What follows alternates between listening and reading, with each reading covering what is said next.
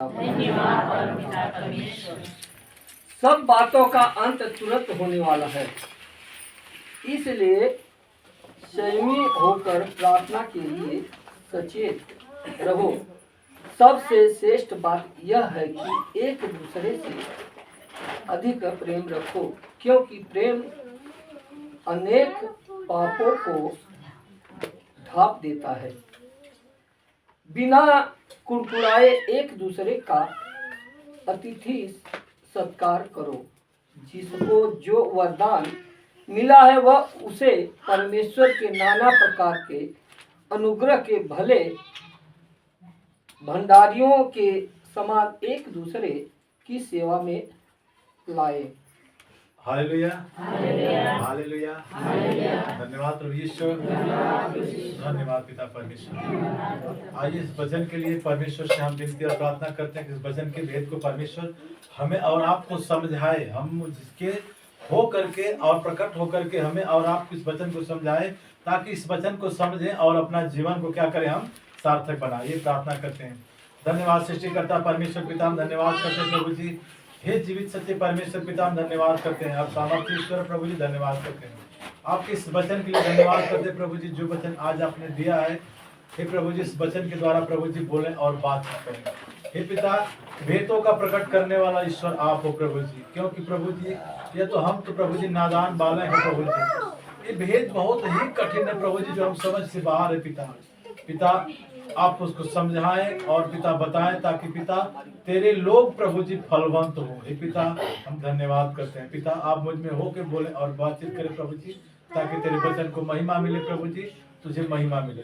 धन्यवाद करता हूँ प्रभु जी कि आपने मेरी विनती, मेरी प्रार्थना को सुन लिया। उद्धार करता प्रभु यीशु के नाम में प्रार्थना मांगते हैं, आमीन, आमीन, आमीन। देखिए, परमेश्वर हमें और आपको जीवन देने के लिए आया। जीवन देने के लिए आया, वह जीवन देने के लिए आया जो जीवन कभी खत्म होने वाला। हमें और आपको सदा काल का जीवन देने के लिए आया। अगर हम पाप करेंगे तो उसका मजदूरी आएगी। इसलिए यहाँ वचन पे में स्पष्ट लिखा हुआ, पतरस जो परमेश्वर के बहुत ही प्रभु यीशु मसीह की बहुत प्रिय दास थे, उन्होंने लिखा है, यहाँ पे लिखा है वचन में, क्या लिखा है भैया पढ़िए। सब बातों का अंत तुरंत होने वाला है। सब बातों का अंत तुरंत होने वाला है। अगर आज हम बहुत कुछ परेशानी में हैं, बहुत समस्या में हैं, लेकिन अगर हम धर्म और ईमान से परमेश्वर के सामने अपने घुटने को टेक करके परमेश्वर के सामने विलाप करेंगे, पिता मैं पाप किया था और मेरे पाप की मजदूरी मुझे मिल रही है। हे पिता, अगर मेरा पाप इससे भी बड़ा है, इससे भी बड़ी तू मुझे क्या कर, दुख दे, बीमारी दे, तो परमेश्वर क्या करेगा, तुरंत उन बातों को आपको अपने बुद्धि विवेक में सोचेगा। क्योंकि परमेश्वर के वचन में लिखा है कि परमेश्वर के सामने जब हम दीन बनेंगे, तब परमेश्वर की ज्योति हमारे ऊपर और आपके ऊपर चमकेगी। सब जानते हैं कि पाप की मजदूरी मृत्यु है, पाप की मजदूरी मृत्यु है। लेकिन वही जब मृत्यु है, हम पाप करते हैं, मजदूरी है मृत्यु, हम मृत्यु पाते हैं, तकलीफ पाते हैं, तो वही हमें परमेश्वर की, जब हम पश्चाताप करते हैं, परमेश्वर के सामने घुटने टेक करके रोते हैं, बिलखते हैं, गिड़गिड़ाते हैं, कहते हैं कि मैंने पाप किया तेरे विरुद्ध, तो हमें वही हमारे उन सारे बातों का, सारे दर्द और सारे पीड़ा से तुरंत छुटकारा देता है परमेश्वर, और हमें और आपको अनंत जीवन देने के लिए। इसलिए हर बात का अंत होना निश्चय है। लेकिन भली बात तो यह है मेरे प्रियो कि हम मसीह को जानते हैं, मसीह की आराधना करते हैं, मसीह की प्रार्थना करते हैं, लेकिन मसीह ने जैसा हमसे और आपसे प्रेम किया, पूरे मानव जाति से प्रेम किया, क्या वह प्रेम हम कर पाते हैं? सबसे बड़ी बात है, सबसे बड़ी बात है। 8 पद में लिखा कि प्रेम सबसे बड़ी बात है। हम प्रेम नहीं कर पाते। हमारे अंदर, आपके अंदर मूड है, दृढ़ है, और वह भावना रहती है हमेशा दूसरे को नीचा दिखाने की बात आती है। हर दूसरे को हम क्या करते हैं, हमेशा नीचा दिखाना चाहते हैं, उसके प्रति जलन रखते हैं। तो बताइए हमारे जीवन में और आपके जीवन में उद्धार कैसे देगा प्रभु? प्रभु तो इतना बड़ा प्रेम किया हम मानव जाति से, हमसे और आपसे, क्योंकि जब परमेश्वर ने हमें और आपको बना करके लाया, धरती पे जगत में लाया कि हम और आप उसकी महिमा करें, तो हम अपने शरीर के द्वारा क्या करते हैं? परमेश्वर की महिमा नहीं, शैतान की महिमा करते हैं। अपने जीवन से पाप करते हैं, अधर्म करते हैं, और वही हमें मजदूरी मृत्यु के मुंह में लेके जाता है। जब हम मृत्यु के मुंह में जाते हैं तो परमेश्वर पिता प्रभु यीशु को देखा नहीं गया कि जिसको मैंने रचा है, जिसको बनाया है, पाल पोस करके तैयार किया है, वो मरने वाला है, वो नाश हो रहा है। इसके लिए प्रभु यीशु अपने आप को स्वर्ग का सिंहासन छोड़ करके हमें और आपको बचाने के लिए, जीवन देने के लिए स्वर्ग का सिंहासन छोड़ करके मानव रूप धारण करके मेरे प्रियो इस जगत में आया, और हमें और आपको जीवन देने के लिए, बीमारी से, समस्या से आजादी दिलाने के लिए कोड़े खाया। जब कोड़े लग रहे थे, यह मांस कट कट के निकल जा रही थी, एक एक सेर मांस, ब्लड गिर रहा था। अब सोचिए, अपने मन में सोचिए कि परमेश्वर आखिर हमारे और आपसे कितना प्रेम किया कि हमें और आपको बचाने के लिए कितना कष्ट सहा। जब वो कोड़ा लगता था मेरे प्रियो,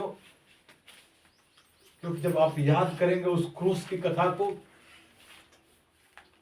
तो आपका हृदय अस्थिर नहीं रह पाएगा।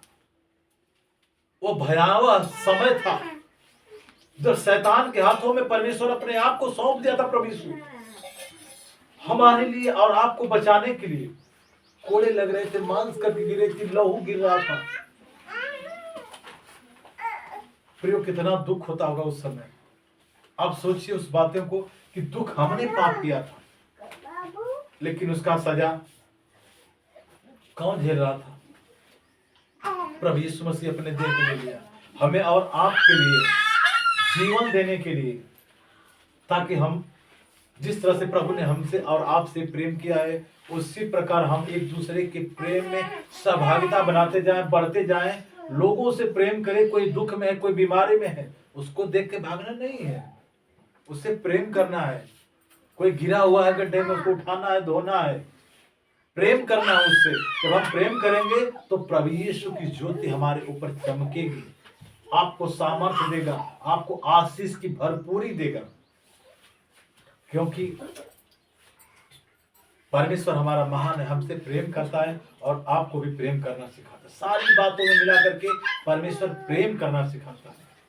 इसलिए जब हम प्रेम करेंगे तब हमारे जीवन से समस्या और कठिनाइयां दूर होती जाएंगी। प्रेम ही परमेश्वर है। संसार के लोग कहते हैं ना कि प्रेम ही परमेश्वर है, लेकिन क्या प्रेम करते हैं? लेकिन आज अगर मसीहत को जानते हैं लोग, मसीह को जानते हैं, मसीहत आई कैसे? मसीह की सेवा करना या मसीह की आराधना करना हल्की बात नहीं, आसान बात नहीं है, बहुत बड़ी बात है। मसीह की सेवा करना मतलब कि हर एक किसी उस इंसान की सेवा करना है जो दुख और बीमारी में, संकट और क्लेश में घिरा हुआ है। किसकी जो आवश्यकता है आपके पास है, उससे उसकी मदद करो, क्योंकि परमेश्वर साफ कहता है एक दूसरे की मदद करो, एक दूसरे की भलाई करो, भलाई में लगे रहो, भलाई में लगे रहो। हम और आप भलाई नहीं करते हैं तो हमारे जीवन में हम मसीह की सेवा कैसे कर पाएंगे? मदर टेरेसा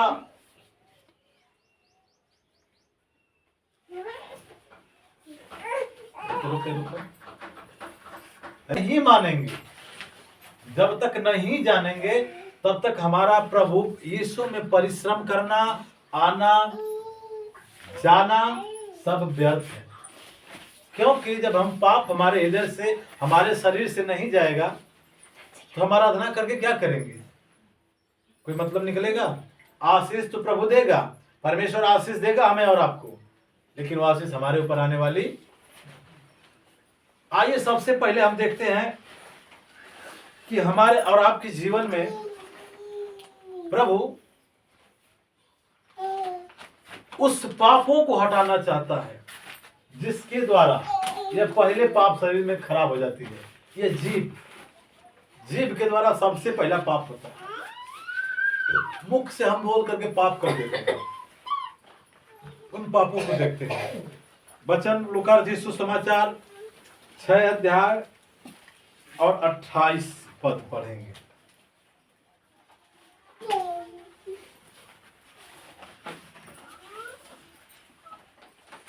लिख रहा लोग, देखिए जिसको लिखना है नोट कर लीजिए, क्योंकि हम और आप इस वचन को इसलिए बताना पड़ रहा है परमेश्वर की कृपा से कि हम अपने आप को, इस मुंह को रोक नहीं पाते। आराधना करते हैं परमेश्वर की, यीशु की प्रार्थना करते हैं, लेकिन क्या करते हैं, इस मुंह को हम रोक नहीं पाते हैं। देखिए रोक नहीं पाते हैं। हम क्या करते हैं, हमारा मुंह कड़वाहट से भरा हुआ है। कड़वाहट से क्या, कड़वाहट से भरा, तो हम क्या करते हैं। 6:28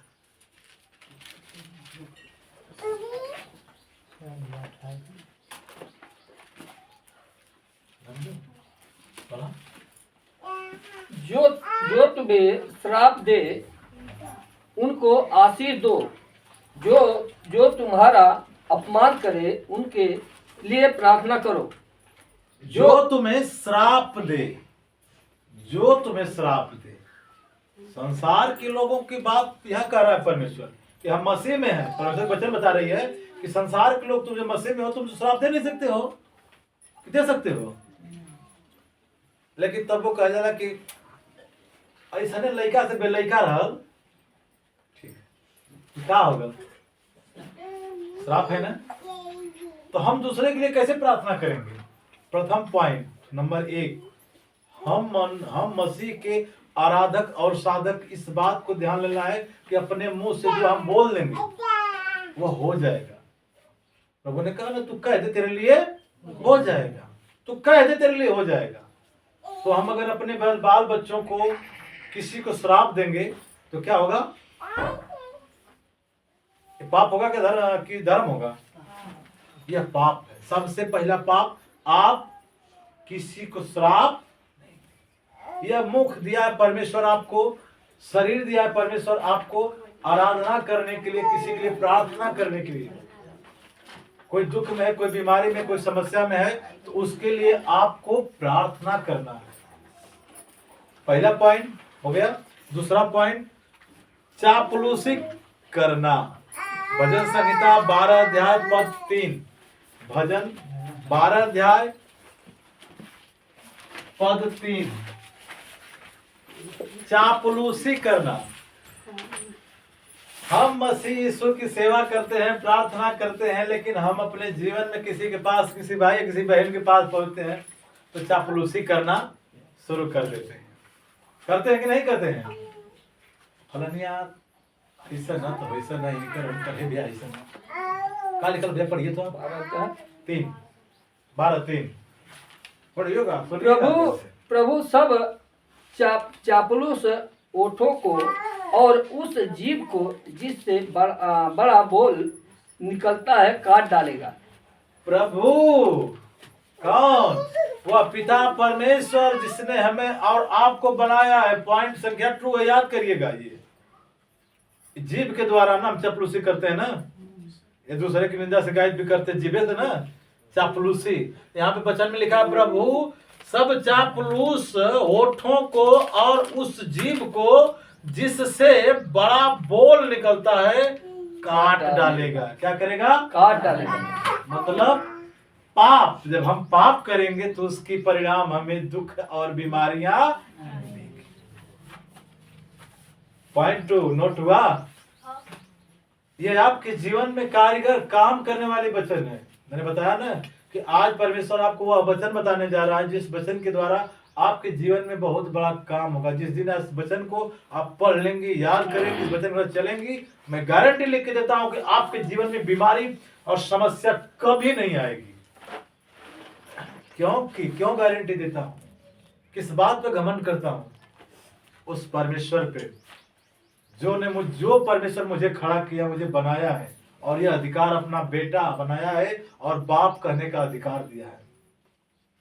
और यह कहा है कि तू अगर घमंड कर तो इस बात पे घमंड कर कि तू मुझे जानता और पहचानता है, तू मुझे जानता और पहचानता है। इसलिए मैं घमंड करके बोलता हूँ।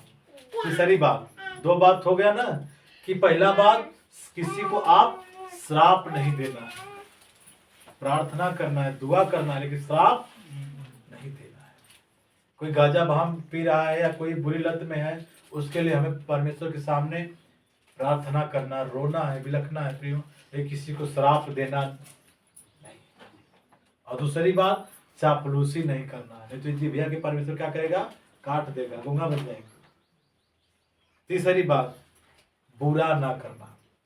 इफिसियों 4 अध्याय पद संख्या 31, बुरा नहीं करना। तुम्हारा अगर कोई बुरा कर रहा है, बाइबल में स्पष्ट कहता है कि बुराई को भलाई से जीत लो।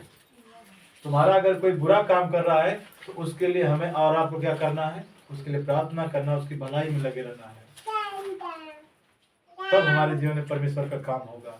इफिसियों पढ़ेंगे, इफिसियों 4 अध्याय पद संख्या 31 में देखिए परमेश्वर क्या कह रहा है। निकलो, नया नहीं रोहन,